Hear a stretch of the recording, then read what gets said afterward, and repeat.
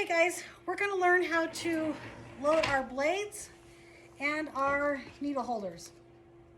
So, to load a blade, we're going to use a needle holder to load our blade.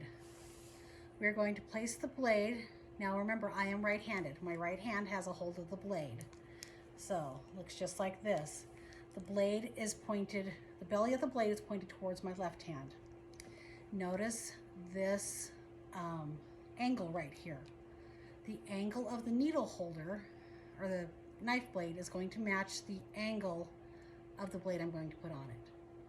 I'm going to never ratchet my needle holder, okay? When I do that, this has a possibility of slipping, and if it slips, I want this needle holder to open up and release the blade. If it doesn't, I'm actually going to slice right through my thumb. So I want to keep my thumb safe. So I'm not going to ratchet my needle holder down. I'm going to grasp the blade firmly. I'm going to line the blade up with my knife handle, and that one's going on there too deep. There's grooves on the side of your knife handle. I don't know if you guys can see those or not. You'll feel those in your knife handles that you have at home in your suture kits. So we're going to find the grooves, and I am struggling with this knife blade.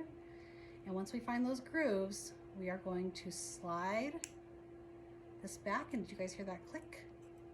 And once that click is there, then I know that my knife handle has my blade firmly attached to it. Now, to get this off of here, okay, when we put it on, it's not bloody. So if we cut ourselves, it's not ideal, but we're not actually getting patient goo on us. At the end of the case, we want to take this off. We've got patient goo all over this knife handle. We're going to turn our knife handle over. Okay, so see the front part of the knife handle has that groove that we can see. Back half doesn't have that angle that we can see anymore. We're going to point our knife at our mayo stand or our back table. Someplace that if this blade goes flying, it's not going to hurt anybody.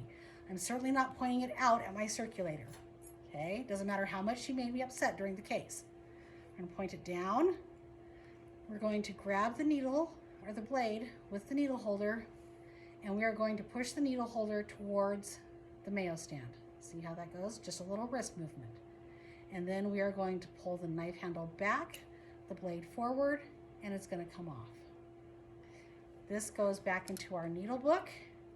We're not going to handle that again. We do not handle blades with our bare hands. You will see it in clinical. I don't want to see you do it. Your hands are your job. If you end up slicing your hand open with this, it can be a career-ending injury. Not what we want to do. All right, now, how do we load suture? I think this might be better.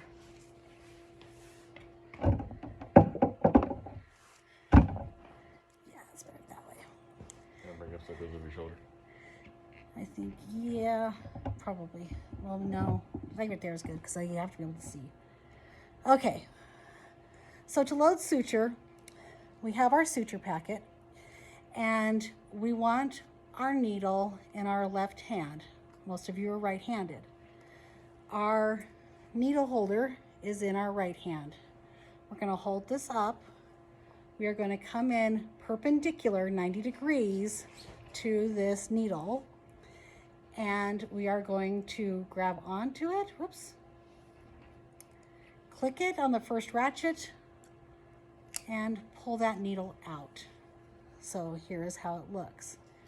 Now I want 2/3 of my needle to be here, 1/3 of my needle actually in my needle holder. So I'm going to adjust this.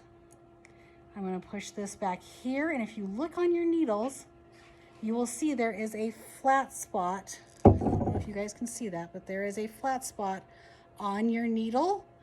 You want it at the beginning of the flat spot of your needle. You also want to angle your needle slightly away from you. So this is what it looks like when it's done.